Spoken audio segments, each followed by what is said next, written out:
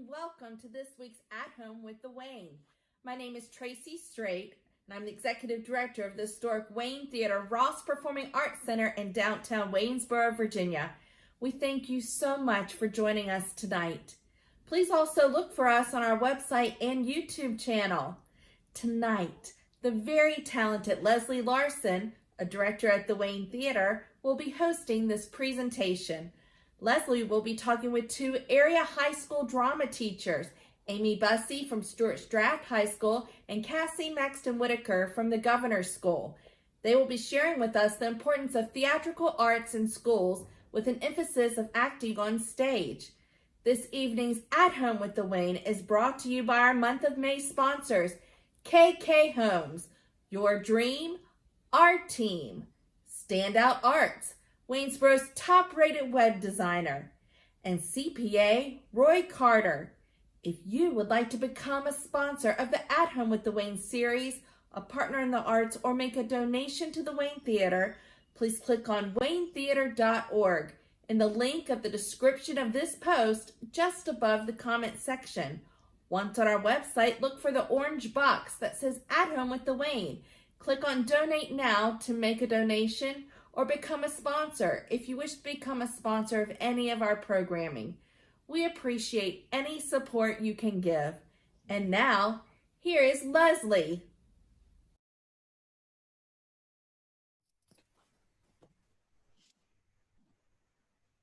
Hello, my name is Lesley Larsen. I'm a contributing director of original programming at the Wayne Theater, and I am thrilled to welcome you all to our At Home with the Wayne live stream tonight. Tonight is super special because we're focusing on theater education, which is something that is very near and dear to my heart and to the hearts of the guests here, who are two of the top theater educators in the area. Before I introduce them, I'd love to get some questions from you all about whether how to get your child involved in theater in high school, or the values of teaching your children theater, or any other questions you might have for our guests. So I'd love to now welcome Amy Neal Bussey of Stuarts Draft High School and Cassy Maxton-Whitacre of the Governor School.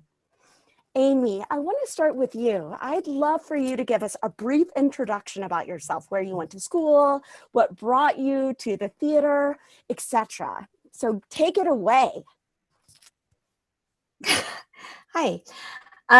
Well, I went to high school, at least most of high school, right outside of Chicago. Had a wonderful theater department there, and some great teachers and some really wonderful experiences.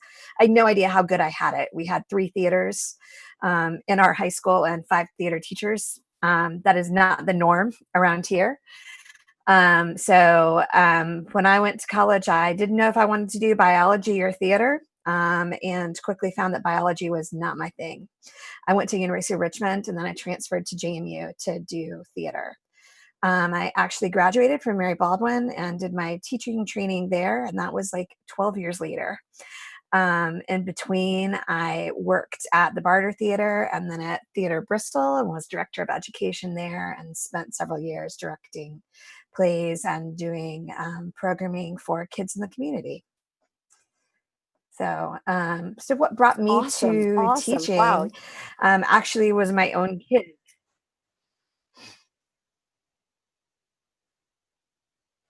Wanting to teach your own children? Right? Oh, yes, I'm sorry. I think the internet just took up for a minute. I said my own kids because I was working really late hours all the time, and when my second child was born, decided that that just was not what I wanted to do for my family anymore, and thought, well, I can teach and still do all the things I love with directing and working with kids, and have, I thought, a little better schedule. It doesn't always work out that way though, but it's been Certainly. great. Cool. Wonderful. Wonderful. Thank you. Thank you. Cassy, what about you? Tell us your tale. So I'm from a small town in Ohio, and went to a fairly basic high school in Ohio, and just had one theater teacher doing fairly, traditional type pieces, but I loved it. And we also had this really, really cool arts organization. I'm from a town outside of Dayton, Ohio. We had this really cool arts organization called the Muse Machine, which was designed to foster interest in all of the arts throughout the entire Miami Valley area. And so I was really interested in that, really involved. So we got to see opera and ballet and theater through that as well. So that was really, really cool. And I did some things with Dayton Playhouse, and worked with an amazing director there, named Jean Howitt Berry, who's one of my Facebook friends. So maybe she'll see this. And so I went to school. I was kind of like Amy. I was like pre-med for 2 days, and then was like, I don't think I want to do that. And I took a theater class and got involved in a few things. And I was like, no, this is definitely what I want to do. So my path was, I wanted to do what Amy did. I wanted to do what those people had done for me when I was younger, which was work in theater education for some kind of arts organization. So it wasn't until I lived in New York for a little while. I did about 4 professional auditions, was like, nope, this is a terrible life for me. And I worked for a little bit for Theater Works USA, which is a children's theater company in New York. And then after I moved here, I decided that it was time to kind of get cracking on the theater education track. So I did the teaching program at Mary Baldwin. My undergrad is from Miami University in Oxford, Ohio, but I did the teaching certification at Mary Baldwin, and then, wanted to teach in a regular classroom. And then instead of transitioning over to a theater company, I have just stayed in a regular classroom, which is great. So. your classroom is a little unique, but we'll talk about that in just a second. So I don't know if y'all know this, but I've been involved in theater since I was about 5, but it really wasn't until I was in high school that I really fell in love with it and considered it to be something that I could actually do. And professionally. And I credit that to an amazing high school theater teacher. Her name was Nikki Burgett. So I have a super soft spot in my heart for high school theater teachers because one literally changed my life. And I'd love to hear from you all as educators. What do you love about being a theater educator? Do you have any favorite experiences working with students or things like that? Cassy, I want to start with you. You just recently received the Teacher of the Year award at the Governor's School, and you work in a really unique environment. Can you explain a little bit about your school? Sure. So the governor's school, for people who don't know it, is a magnet style pullout program where students from all 7 area high schools can come in and take intensive classes in their different areas. And so I teach the theater program. And so my students come in and take more intensive theater history and dramatic literature classes, acting, and guest artist classes, which we'll talk about in a little bit. So it's really, really awesome. I love working with that pool of kids because obviously they have to really want to do theater. Whether they want to do it for the rest of their lives or not doesn't matter, but to take that extra time out of their schedule and put in that extra effort and the extra level of work, they really want to come there. They tend to be very talented, very hardworking. Sometimes they're more talented than they realize. And so that's one of my fun things, is when I can like help a kid really see like, no, yeah, you're good. Like, for real, you're good. Stop doubting yourself. My favorite thing is when, and this happens a lot, is when, as theater educators, we ask our students to do a lot of really weird stuff, and we often don't explain it. And I love when I, say something weird and then, walk around like you're in a room full of taffy, and they're just like, okay. And they do it. And then, they come back with, they end up finding these really interesting and, insightful connections, which of course is the goal of all the weird stuff that we're doing. But my students are so good about recognizing those connections and being able to, internalize those concepts and stuff, that it's really exciting to watch them develop over the 2 years that I have them. That's wonderful. That's great. Amy, what about you? You received the Dobrin Award, as well as having received awards for your students. Your students receiving awards for performances in regional and state competitions. What do you love about being a theater educator? Do you have favorite experiences or any other insight?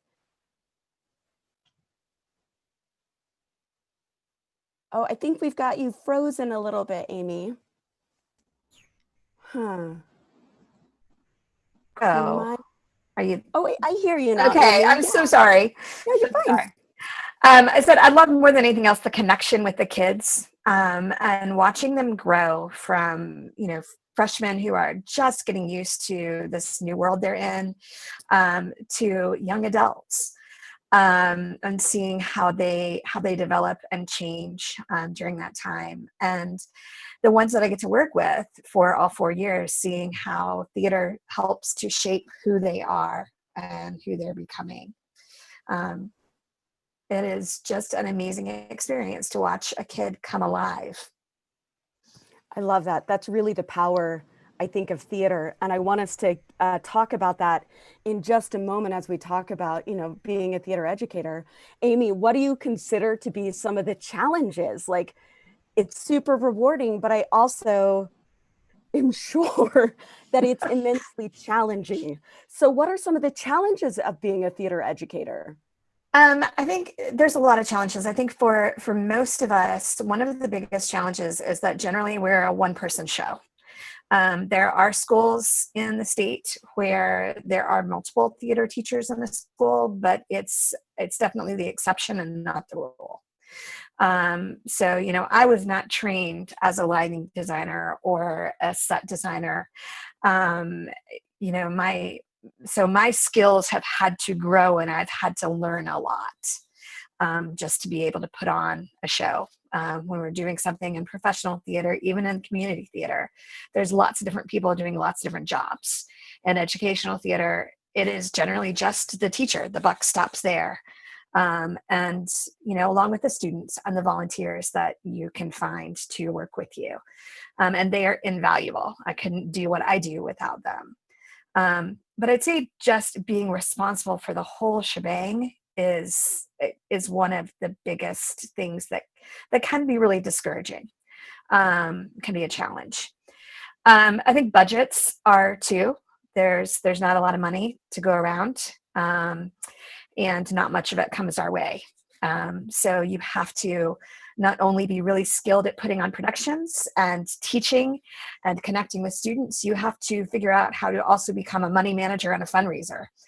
And that's not what most of us got into theater to do. So. Sure. Well, speaking of budgets and fundraising, you regularly take your students on trips either to the Virginia Theater Festival, which is a yearly festival, or to New York City. And we're going to see some of the pictures of you all on these trips now. I'd love to hear. It sounds like it's not an easy thing to make happen. So what's the point in doing that? Why would you do that? I think it's so important for kids to get outside of their world and see something that is not what they're used to, and to experience professional theater live, because it's so different to be sitting in a live theater than to be watching it on a screen. So for so many kids, it just opens up a whole new world that they didn't know about.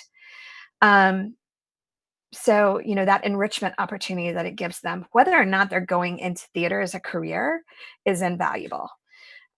Just to know that the world is a bigger place, and that there's lots of things in the world that they have not seen before, and that they're a part of that and can contribute. That's great. That's wonderful. Cassy, how do you work to enrich your own students' experience? How do you, what do you try to do to make it a different or a unique experience for them?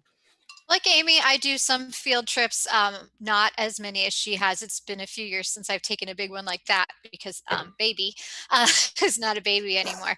I always take them to the Blackfriars. I take them to JMU sometimes. In the past, we've done VTA as well in Philadelphia and DC, Washington, DC. But then closer to home, the governor's school has this really cool thing for the arts department, which is that we have these guest artists.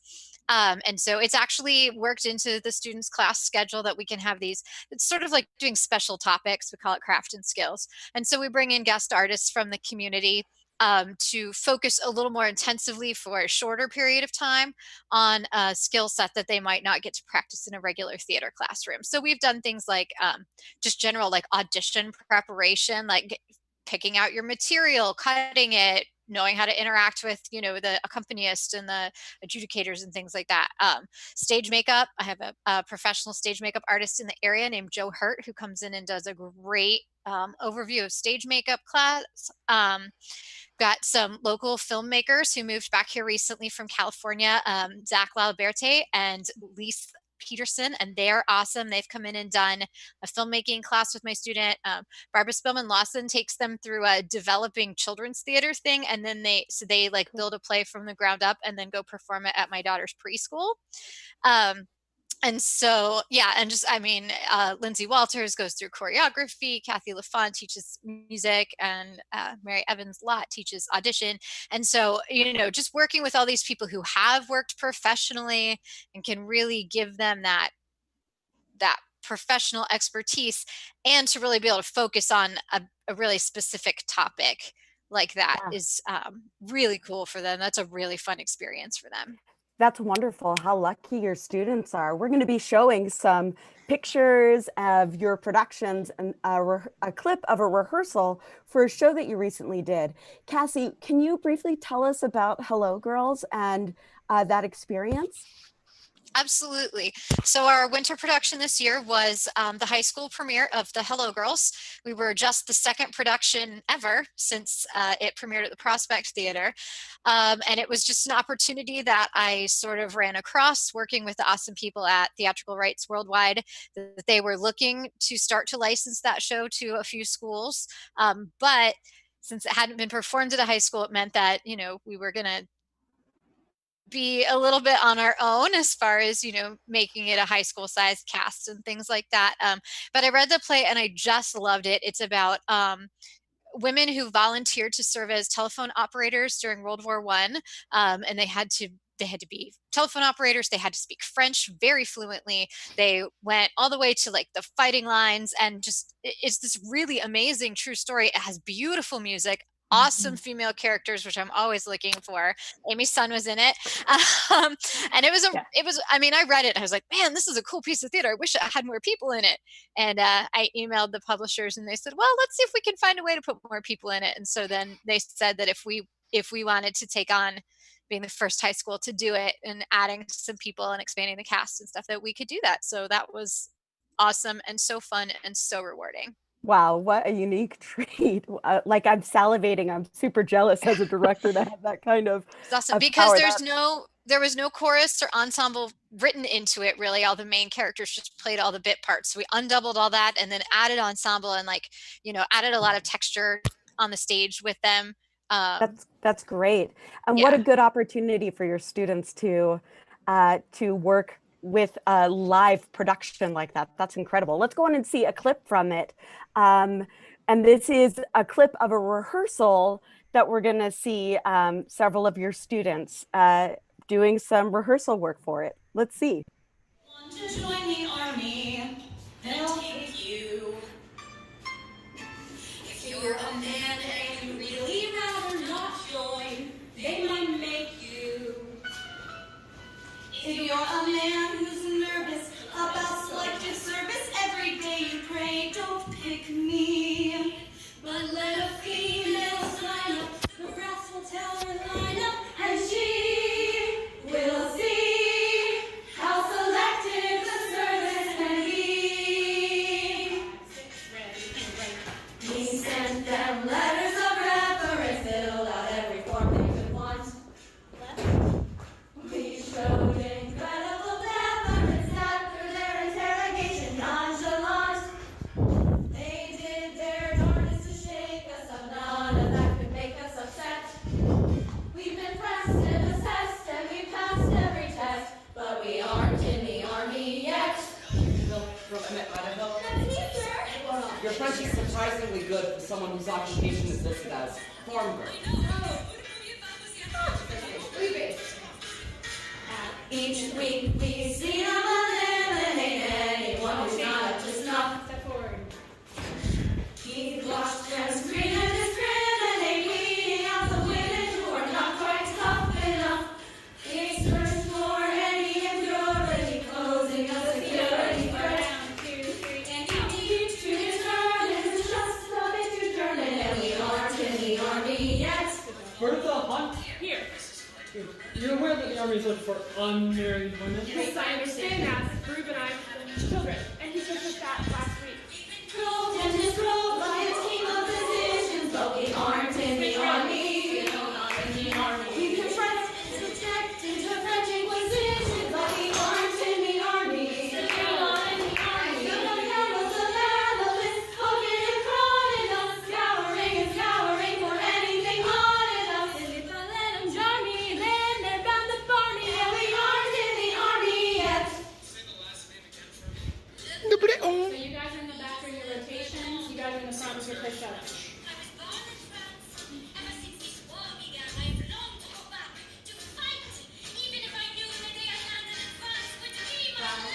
I gotta be in service. I got a sweetheart I wanna embarrass. Now I wanna give the hunt, maybe bring one snack. Also, I'd love to see Paris. I got a good reason for joining this fight. Who knew that I'd have to fight for that right? You've been cruel day after day. No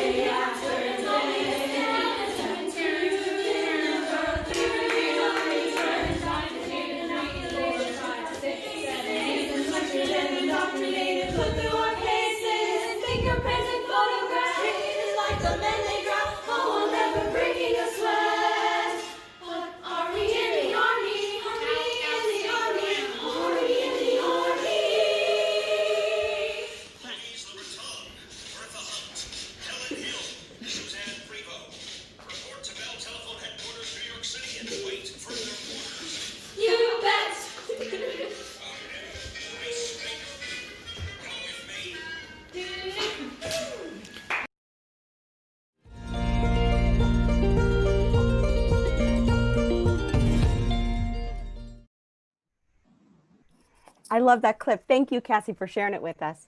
Amy, your production of Into the Woods was the last live theater I saw before quarantine. And I was so moved, like to tears during your show on so many levels, from the set to the costumes to the acting and the music. And I had to keep reminding myself that these were teenagers doing a high school production. And that's one thing I've always been really amazed by with your productions is the quality of the high production quality. So I was wondering if you could just speak to that for a moment about how you achieve such, I'm going to use the word excellence, Amy, but how you achieve such excellence. And do you have any advice for future educators as they're trying to be the next Amy Bussey? Thank you. You're very flattering. That show was special. And, obviously we didn't know there was going to be a pandemic when we chose it. But I think the message of the show, that idea that no one is alone, that we are all in this together, just echoes so poignantly right now. So I too am very glad that that was the thing that we did right before we went into this lockdown. And I'm so thankful that the students got to perform, that we got a chance to actually do the show, because I wasn't sure that we were going to be able to. As far as production qualities, I mean, particularly with a musical, we're working far in advance. And what I said earlier about it being a one-person show, it is, but there are a lot of people that are a part of this show that I'm putting on. So I really believe in learning by doing. So my students are very involved in the design process, and I have student stage managers and student designers and student technicians all through. I also have some wonderful adults in the community that help, some that are not theater people to begin with, but have just kind of been pulled in. I have a wonderful gentleman, Pete Mccarthy, that has been building sets for me for 13 years now. And, he didn't know really much about theater when he started. He was just a construction guy, but he has learned and dreamed along with me and designed and built some amazing things. And I've got some fabulous parents that have worked with me for years, sometimes even long after their children have left and graduated. So it takes a community, and it takes a while to build that community. So I think for a new theater teacher, I'd say be patient, make connections. Don't say no to anything anybody has to offer. If you can't use it right now, you may be able to down the road. So saying yes always, just like improv. Yes, I love it. I love it. You both work professionally as well, and I'd like to show a few pictures of you all working in the community. I think that that's really important to your students. I was wondering if Cassie, you might be able to, and Amy, be thinking about it as well. If you have any, memorable experience with students, or in the collaboration that doing something like musical theater requires. We had a question asking about, do you guys prefer musicals, bringing together those art departments, all of those departments. So Cassie, I'm going to turn that to you. Do you have any memorable experiences, or I'm totally putting you on the spot now. That's okay. No, honestly, you know what? Every show that I've directed has been memorable in one way, shape, or form. I have kind of, under the mentorship of Diane Stewart, have kind of learned that very collaborative directing style, and am a very big fan of having the students help me create the piece. And so we always feel like it's ours.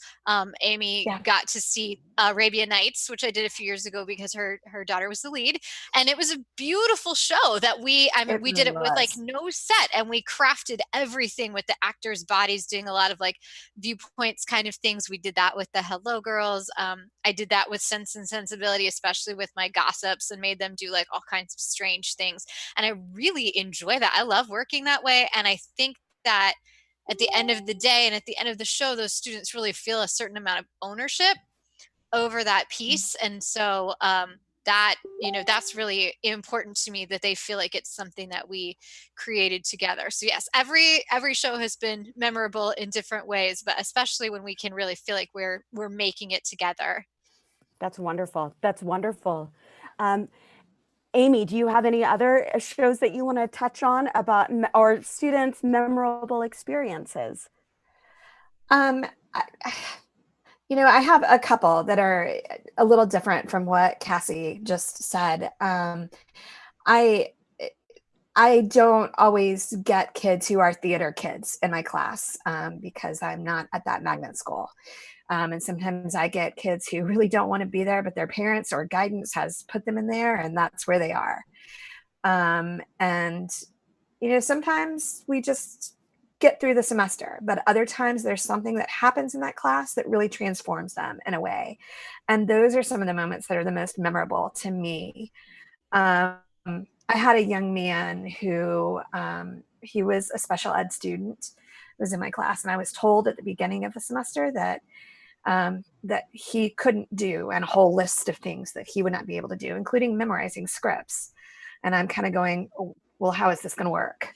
But darned if that kid didn't do amazing at everything. And his final project, he did a full memorized monologue from The Glass Menagerie, and he felt every bit of it, and he emoted the whole thing. And I mean, so seeing a student like that get up on stage and do something that nobody has ever thought they could do before, there's just no experience like it. It's amazing. That's wonderful. And that to me speaks to the power of theater, that you don't have to be going to be a professional theater actor, director, Right. even to be a theater teacher, but that theater can impact us all on so many levels. And I really, I was already had y'all at high, like with, I held you all with high esteem before I got to chat with you and get to know you a little bit more for this live stream. And I constantly bow down at your feet, even more now, y'all. The work that you do, no, I mean, I'm sure I'm hyperbolic, but I do believe that you guys are doing such important work. Theater is so important to the lives of children everywhere. And I'm so glad that your students have you. I'm getting emotional. We're really lucky in this valley to have such incredible teachers like you. So I want to thank you guys for sharing your time, sharing your talents, and especially for being willing to come and talk to us and give some insight into the world of a theater educator a little bit more. So you guys are wonderful. Thank you so much. And keep sending actors to my way so that I can play with them at the Wayne, please. Because your students are so well trained. So thank you. Thank you. Yeah. Thanks, y'all, so much. I appreciate it. You're the best. Thank you, Lesley. Thank you so much Thank you for having us. Yeah. Thank you all so much for listening and for tuning in. I hope you've enjoyed this conversation as much as I have.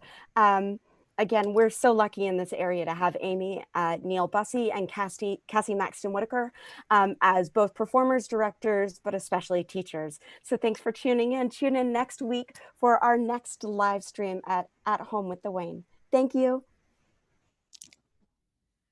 Thank you, Lesley. The dedication and love of the students and the arts surely shines through the work from Amy and Cassy. We are so fortunate to have performance arts in our schools. And thank you all for watching our At Home with the Wayne presentation. Please keep checking our Facebook page and YouTube channel for lots more fun from the Wayne. These presentations would not be possible without the support of our Wayne Theater patrons, partners, sponsors, and friends. Once again, we would like to thank our month of May At Home with the Wayne sponsors: CPA, Roy Carter; Standout Arts, Waynesboro's top-rated web designer; and KK Homes, your dream, our team. If you would like to become a sponsor of the At Home with the Wayne series, a partner in the arts, or make a donation to the Wayne Theater, please click on the waynetheater.org link in the description of this post, just above the comment section. Once on our website, look for the orange box that says At Home with the Wayne. Click on Donate Now to make a donation, or click on Become a Sponsor if you wish to become a sponsor of any of our programming. We appreciate any support you can give. On next Wednesday's At Home with the Wayne, our host will be Hank Fitzgerald, the Director of Original Programming. Hank will be talking with choreographers Emmanuel Ciccone and Sarah Christensen. Sarah was most recently at the Wayne as the choreographer of Matilda the Musical, and Emmanuel choreographed Legally Blonde this past spring. They will be sharing with us some electrifying dance videos and the behind-the-scenes looks as what it takes to choreograph a stage musical. Thank you again for joining us this evening. Be safe, be hopeful, stay home, check in on your loved ones, and see you next time at Home with the Wayne. Good night.